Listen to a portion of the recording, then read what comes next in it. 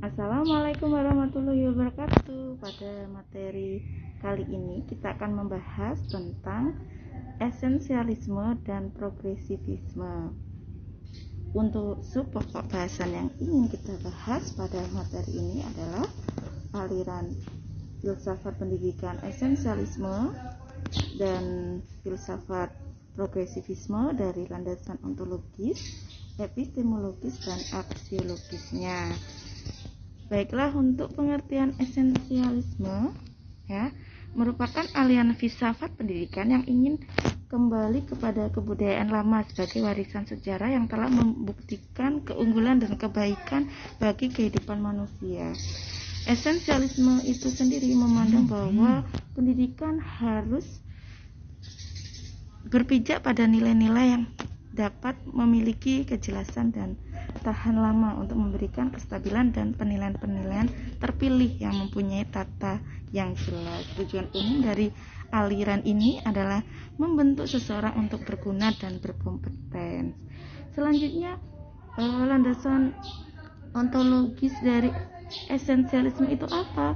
Yang pertama, realisme objektif, artinya memiliki pandangan yang sistematis mengenai alam dan manusia yang tinggal di dalamnya.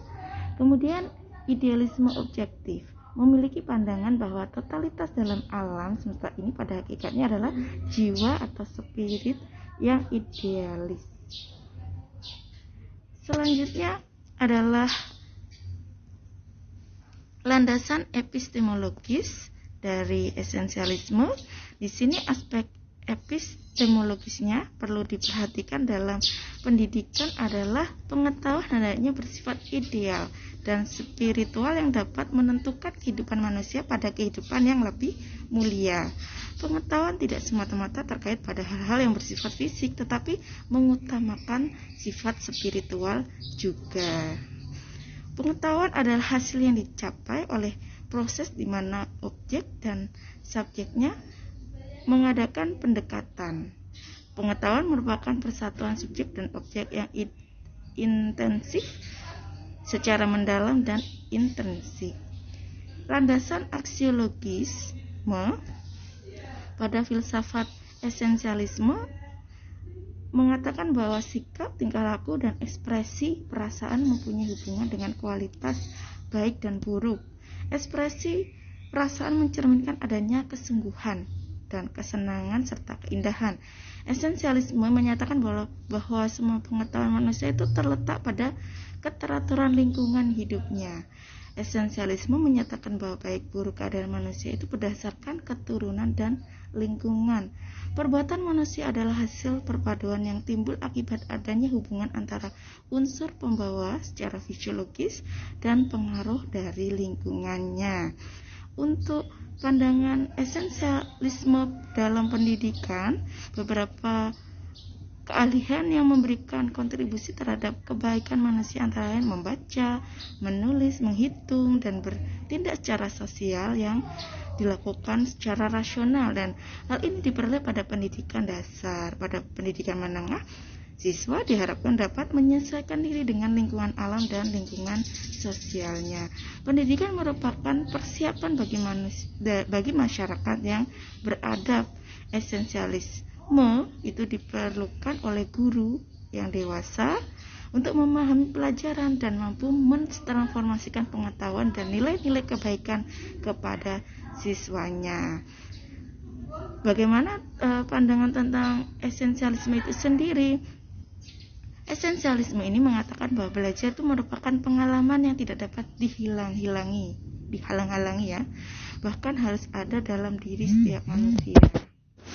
Belajar dimulai dari hal yang sederhana, meningkat terus sampai mencapai tingkatan yang rumit. Belajar memerlukan ketekunan dan juga sistem yang terjalin erat satu dengan yang lainnya. Belajar sebagai jiwa yang berkembang pada dirinya sendiri sebagai substansi spiritual. Belajar adalah menerima dan mengenal dengan sungguh-sungguh nilai-nilai sosial dari generasi ke generasi untuk ditambah dan dikurangi dan diteruskan kepada generasi berikutnya. Kalau pandangan tentang kurikulum, berarti kurikulum yang dianjurkan oleh esensialisme itu Kurikulum dasar yang seharusnya menitik beratkan pada keterampilan dasar yang memberikan kontribusi pada peningkatan melek terhadap huruf, ya. Kemudian kurikulum menengah yang seharusnya terdiri dari pelajaran dasar termasuk sejarah, matematika, sains, sastra, dan bahasa. Disiplin tinggi yang merupakan pelajaran yang disesuaikan dengan kondisi sekolah di mana proses pembelajaran terjadi. Menghargai pemegang kekuasaan yang sah baik di sekolah maupun di masyarakat. Belajar keterampilan merupakan pelajaran yang membutuhkan ketuntasan. Selanjutnya adalah progresivisme. Pengertian dari progresivisme itu menentang sistem pendidikan tradisional yang sangat kaku menurut disiplin yang ketat dan membuat peserta didik menjadi pasif. Pendidikan pada progresivisme ini merupakan proses penggalian pengalaman yang terus-menerus, dan pendidikan ini harus siap mengubah metode dan kebijakan dari perencanaan pembelajaran yang dapat mengikuti perkembangan ilmu pengetahuan dan perubahan lingkungan. Inti pendidikan tidak terletak dalam usaha menyesuaikan dengan masyarakat atau dunia luar sekolah, tapi juga tidak terletak pada usaha untuk menyelesaikan dengan standar kebaikan, kebenaran, dan keindahan yang abadi saja, tetapi pendidikan di sini terus-menerus menyusun ulang pengalaman yang hidup. Landasan ontologis progresivisme. Di sini pengalaman merupakan kunci pengertian manusia atas segala sesuatu, ya, baik kesedihan, penderitaan, kebahagiaan, keindahan, dan yang lainnya. Realita hidup dari manusia sampai dia mati. Nah, kenyataannya adalah pengalaman transaksional yang selalu berubah. Dunia selalu berubah secara dinamis. Hukum ilmiah hanya bersifat probabilitas saja, ya. Sehingga manusia adalah di sini merupakan makhluk yang berevolusi secara gradual melalui proses alami, mulai dari sel sampai dia menjadi struktur yang sangat kompleks. Manusia ini berevolusi dan berkembang tanpa batas melalui pendidikan. Bagaimana landasan epistemologis progresivisme? Di sini pengetahuan tidak ada artinya tanpa pengalaman manusia yang terus berproses dan disempurnakan. Manusia memperoleh pengalaman karena manusia mencoba mengatasi dan menyelesaikan masalahnya yang muncul seiring dengan proses kehidupan itu sendiri. Dan pengetahuan ini dijadikan suatu produk dari interaksi organisme dan lingkungannya. Kecerdasan atau inteligensi ini bukanlah sesuatu yang abstrak,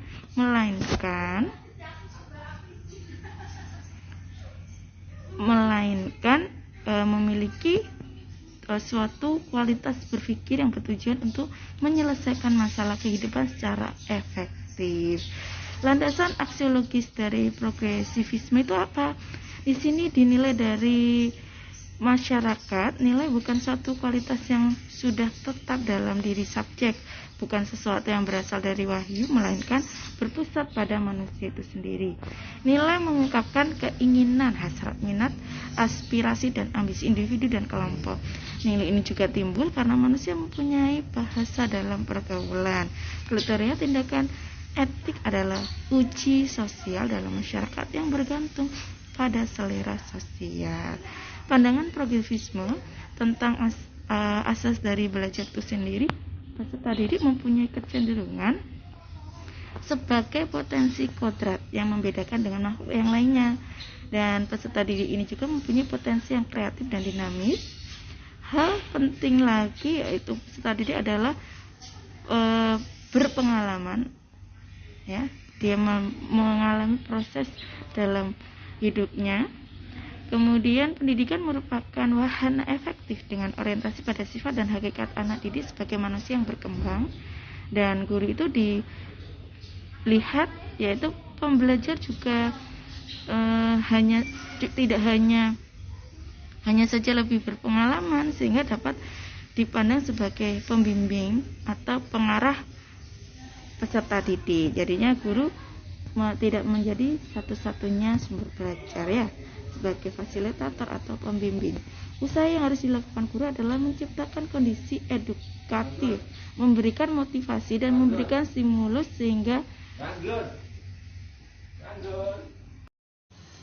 Baiklah, saya lanjutkan untuk pandangan progresivisme kurikulum dan metode. Untuk kurikulum di sini bersifat fleksibel, tidak kaku, bisa diubah sesuai dengan kehendak zamannya. Kemudian terbuka, tidak terikat oleh doktrin tertentu sehingga dapat dievaluasi dan direvisi sesuai dengan kebutuhan pada saat itu. Kurikulum lebih difokuskan pada proses daripada isinya. Kurikulum dipusatkan kepada pengalaman yang diperoleh dari adaptasi lingkungan. Metode belajar yang diutamakan adalah problem solving.